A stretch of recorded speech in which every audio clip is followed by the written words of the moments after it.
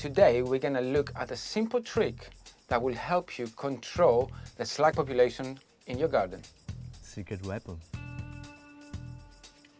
Beer. As you can see on our leaves, there is a lot of damage from the snails and from the slugs.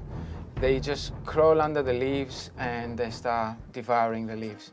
If the plant is very young, you can lose the whole seedling. They are so quick to go and devour everything. We're gonna need a can of beer and some pots.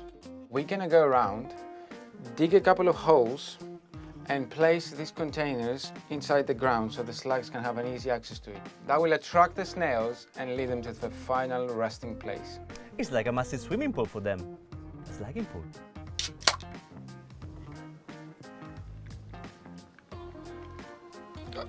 No, it's for the slugs, sorry.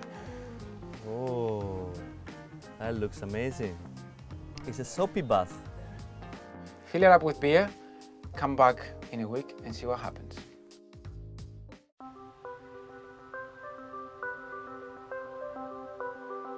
Here we are, a week down the line, and we've got our catch.